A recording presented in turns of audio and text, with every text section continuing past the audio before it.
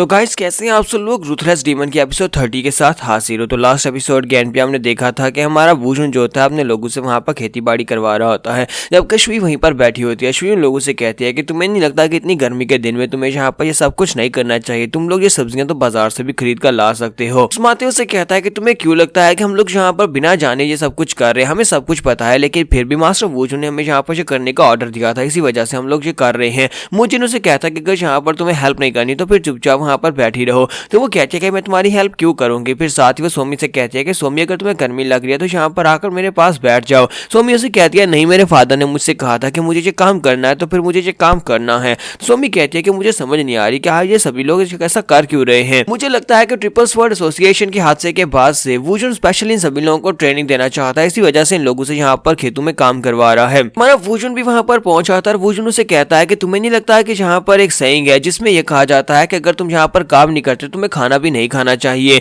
तो शोयो से कहती है लेकिन मैं तो यहाँ पर एक मेहमान हूँ, क्या तुम्हें पता नहीं है कि मैं एक मेहमान हूँ। तुम्हारा वुजन उसे कहता है कि अच्छा तो तुम यहाँ पर एक मेहमान हो। तुम्हारा वुजन उसे कहता है कि अच्छा ठीक है, अगर तुम यहाँ पर एक मेहमान के तौर पर रह रही हो तो फिर ठीक है, मेरे साथ एक बैट लगाओ। तो वो कहती है वो क्या बैट लगाना चाहते हो। तो वुजन उसे कहता है कि चलो वहां पर बैट लगाते हैं कि हम दोनों में से कौन वहां पर सामने जाकर वो सामने तुम्हें जो प्लॉट दिखाई दे रहा है उसके अंदर प्लॉइंग कर सकता है। देखने हैं कौन यहाँ पर इसको जल्दी से प्लॉ कर सकता है, जो भी जीतेगा विनर होगा और जहाँ पर उसे बहुत सारे सिल्वर कॉइन्स भी मिलेंगे। तो ये बात सुनने के बाद शुई कहती है कि मुझे यहाँ पर सिर्फ एक सिल्वर कॉइन मिलेगा। अच्छा ठीक है, और इसी के साथ ही वो वहां पर बैटिंग करना शुरू करती है, यानी कि वहां पर जाकर प्लॉइंग करना शुरू कर देती है और वो बड़ी तेजी के साथ वहां पर अपनी प्लॉ को प्लॉट में चला रही होती है और कहती है कि मुझे ये जीतना है, मुझे ये जीतना है। यहीं पर से नेक्स्ट सीन जो होता है म्यूरियम अलायंस का दिखाया जाता है, जहां पर म्यूरियम अलायंस में वो बंदा जिसने वहां पर से रैलिक को ढूंढा था वो वहां पर आने के बाद उनको मैसेज देता है। तो म्यूरियम का एक मंत्री जो होता है वो अपने लीडर के पास आता और कहता है कि एक बंदा जो अपने आप को एक हंटर कहता है उसने यहाँ पर एक मैसेज भिजवाया। उसने कहा है कि उसे मार्शल गार्ड्स की सीक्रेट केव मिली है। सीक्रेट केव जो चुनशान आइलैंड में है। तो मास्टर से कहते हैं तो क्या वहां पर और क्या कुछ मिला है। तो वो मास्टर को बताता है कि वहां पर 3 कंकाल मिले हैं और वो तीनों कंकालों के बारे में ये कहा जा रहा है कि वो तीनों इमोर्टल्स के कंकाल हैं। वहां पर एक टैबलेट पड़ा हुआ है जिसके ऊपर लिखा हुआ है कि ये मार्शल गार्ड का टैबलेट है। तो ये बात सुनने के बाद मास्टर कहते हैं क्या तुम्हें वाकई में श्योर हो कि वहां पर जो तीनों कंकाल पड़े हुए हैं वो तीनों स्काइज के हैं, यानी वो तीनों मास्टर्स के हैं। तो यहाँ पर हमें स्काइज के बारे में बताया जाता है और कहा जाता है इस दुनिया में इस वक्त जितने भी मार्शल आर्टिस्ट हैं वो सभी इन इमोर्टल्स के बारे में जानते हैं, सभी इमोर्टल्स के बारे में जानते हैं कि ये कितने ज्यादा पावरफुल मास्टर्स हैं।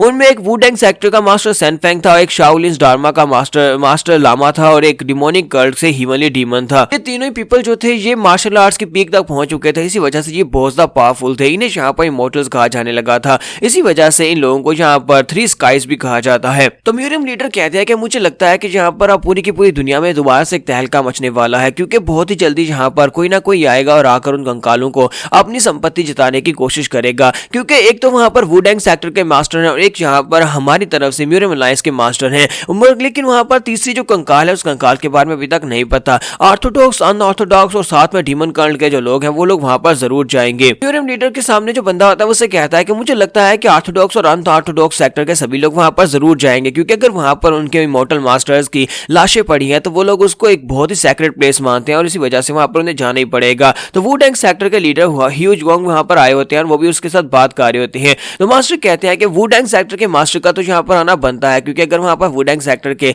मास्टर सेनफेंग मौजूद है तो उसका मतलब यह है कि वो भी वहां पर जरूर जाएंगे और हम लोग म्यूरियम अलायंस से हम लोग वहां पर जरूर जाएंगे। और दूसरी तरफ से डिमोनिक कल्ट के लोग अगर वहां पर पहले पहुंच जाते हैं तो फिर हमारे लिए मुश्किल हो जाएगी, हमें यहाँ पर सभी लोगों के साथ मिलकर वहां पर जाना पड़ेगा। वुडेंग सेक्टर का एक एल्डर वहां पर आता है और आकर म्यूरियम लीडर से कहता है कि मुझे लगता है कि वहां पर जो तीसरा कंकाल है वो डिमोनिक कल्ट के मास्टर का हो सकता है। तो डिमोनिक कल्ट के मास्टर का कंकाल होने की वजह से डिमोनिक कल्ट के लोग पीछे क्यों रहेंगे, मुझे लगता है कि वो भी वहां पर जरूर जाएंगे। अगर यहाँ पर हमने किसी को भी वहां पर जाने से रोका तो फिर इन तीनों सेक्टर्स के दरमियान में आपस में फायर छिड़ जाएगी, तीनों के दरमियान में एक जंग छिड़ जाएगी जिसे रोका नहीं जा सकता। पर ये तीनों ही सेक्टर इकट्ठे होकर बैठ जाते हैं, जहां पर इवल फैक्शन के लोग होते हैं, वुडेंग सेक्टर के लोग होते हैं और म्यूरियम अलायंस के लोग होते हैं, सभी लोग एक जगह के ऊपर इकट्ठे होते हैं। तो म्यूरियम लीडर उन लोगों से कहते हैं लोग जहां पर इन सभी बातों को देख रहे हैं और सभी बातों को देखने के बाद मैं जहां पर अपनी तरफ से 200 मार्शल मास्टर्स को म्यूरियम अलायंस की तरफ से भेजने वाला हूं और वुडेंग सेक्टर के लोग भी वहां पर रहेंगे और उनको कमांड करेंगे, जबकि यहाँ पर डिमोनिक कल्ट के लोग भी हमारे साथ जा सकते हैं। हम चाहते हैं कि आप लोग वहां पर जाएं, उस जगह के ऊपर, उस आइलैंड के ऊपर जाएं और जाकर उस केव को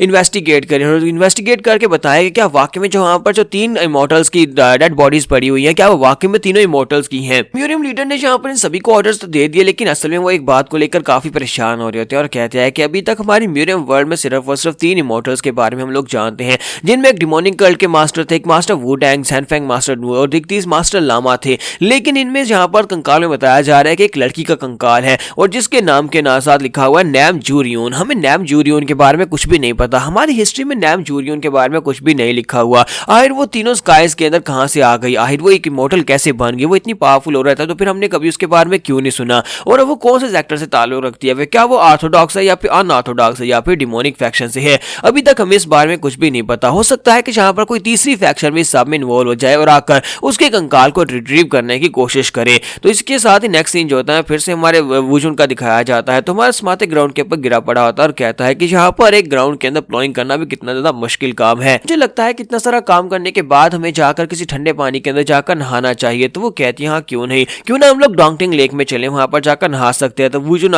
स्मार्ट आगे बढ़ता है और उसे कहता है कि नहीं, क्या तुम्हें पता भी है कि वो कितना ज्यादा गहरा है, वो लेक बहुत ज्यादा गहरी है, हम लोग वहां पर अगर गिर गए तो फिर बचेंगे नहीं। तो शुई उसे कहते हैं क्यों ना वहां पर जाकर ट्राई करके देखा जाए, मुझे लगता है कि तुम्हें वहां पर गिरने से डर लगता है, वैसे भी तुम्हारे होंठ इतने बड़े हैं, मुझे लगता है कि तुम इन्हें यहाँ पर पानी के अंदर फ्लैपर्स की तरह यूज कर सकते हो और पानी के अंदर तैर सकते हो। स्मार्ट उसे कहता है कि तुम यहाँ पर क्या बकवास किए जा रही हो, ऐसा कुछ भी नहीं है। जबकि मुजिन उन लोगों से कहता है कि तुम लोग यहाँ पर आपस में क्या फाइट किए जा रही हो, जहाँ पर और आकर अगर तुम लोग तरबूज खाना चाहते हो खा लो। कहती है नहीं नहीं मुझे इसकी जरूरत नहीं है, बाहर से कुछ लेकर खा लूंगी। तो हमारा स्मार्ट से कहता है कि जो हम लोग अपने फार्म में उगाने वाले हैं वो बाहर से काफी सस्ता पड़ेगा। जबकि शुई से कहते हैं कि मुझे तो ऐसा बिल्कुल भी नहीं लगता, मुझे लगता है कि इसके पीछे कोई और वजह है, मुझे तो लगता है कि वो तुम लोगों को यहाँ पर ट्रेनिंग करवा रहा है। तो वो दोनों से कहते हैं नहीं ऐसा कुछ भी नहीं है। फिर साथ ही शुई लोगों से कहते हैं कि क्या तुमने कभी इस बारे में नहीं सोचा कि आखिर ये बंदा है कौन, क्या तुमने कभी वुशुन के मार्शल आर्ट्स लेवल के बारे में जानने की कोशिश की। स्मार्ट उसे कहता है कि मुझे पता है कि वो यहाँ पर फाइट करना जानता है, लेकिन इसका मतलब ये नहीं है कि वो बहुत ही हाई रैंक का मार्शल आर्टिस्ट है। इसी के साथ सोमियोन से कहते हैं कि मेरे डैड एक कारपेंटर हैं। ये बात सुनने के बाद वो सभी लोग काफी हैरान होते हैं और कहते हैं क्या क्या वाकई में तुम्हारे डैड एक कारपेंटर है। तो सोमियोन से कहते हैं हाँ मेरे डैड एक कारपेंटर है, ये पूरे का पूरा घर उन्हीं ने तो बनाया, इस घर के अंदर जितनी चीजें हैं वो सारी की सारी खुद ही उन्होंने लकड़ी को काट काट कर बनाई है, वो एक बहुत अच्छे कारपेंटर है। तो ये बात सुनने के बाद वो लोग इमेजिन कर रहे होते हैं क्या ये वाकई में कारपेंटर हो सकता है। मुजिन कहता है कि मुझे तो सब बिल्कुल भी नहीं लगता। जबकि सोमियोन से कहते हैं क्या तुम इस ब्लॉक को देख रहे हो, इस ब्लॉक को भी मेरे डैड ने बनाया है। कि हमारा वुशन वहां पर पहुंचाता है और उनसे कहता है कि जहां पर एक दूसरे के पास में झांकना बंद करो, मैं जहां पर कुछ और बात करने के लिए आया हूँ। जब मैं बाजार में गया था तो वहां पर बहुत सारी हलचल मची हुई थी, सभी लोग आपस में बातें कर रहे थे, मुझे जल्दी से जानना है कि आखिर हुआ क्या है, आखिर अचानक से यहाँ पर ऐसा क्या हो गया है कि पूरे के पूरे शहर में सभी लोग बातें कर रहे हैं और सभी लोग कुछ तैयारी कर रहे थे। जिन कहता है कि मुझे लगता है कि ट्रिपल स्वॉर्ड फैक्शन के हारने की वजह से ये सभी लोग यहाँ पर कमोशन मचा रहे होंगे। तुम्हारा वुशन कहता है नहीं नहीं ये मसला नहीं है, मुझे लगता है कि वो लोग किसी का इंतजार कर रहे हैं। सोमी कहती है कि मुझे पता है कुछ लोग वहां पर स्कूल में बात कर रहे थे, वो कहती है मुझे लगता है कि लोग वहां पर ये बात कर रहे थे उन्हें कुछ मिला है, उन्हें एक आइलैंड के ऊपर से कुछ मिला है। तुम्हारा वुशन कहता है कि तुम यहाँ पर किस बारे में बात कर रही हो, उन्हें क्या मिला है। सोमी कहती है कि मुझे याद नहीं आ रहा कि वो लोग किस बारे में बात कर रहे थे। इसी के साथ ये कबूतर उड़ता हुआ आकर शुई के हाथ के ऊपर बैठ जाता है और उसके पास एक मैसेज भी होता है। तो वो कहती है तो एक स्पेशल मैसेंजर पिजन है, इसका मतलब यह कुछ ना कुछ तो हुआ है, मुझे जाना होगा। वुशन कहता है कि क्या हुआ। तो वो कहती है फिलहाल के लिए बता नहीं सकती लेकिन मुझे वापस जाना है, और इसी के साथ ही वो वहां से म्यूरम अलायंस के लिए वापस निकल जाती है। तो यहाँ पर हमारी एपिसोड 30 का एंड हो जाता है। तो एपिसोड की एक्सप्लेनेशन अच्छी लगी हो तो कमेंट करके जरूर बताइएगा, वीडियो को लाइक करना मत भूलिएगा। Thank you.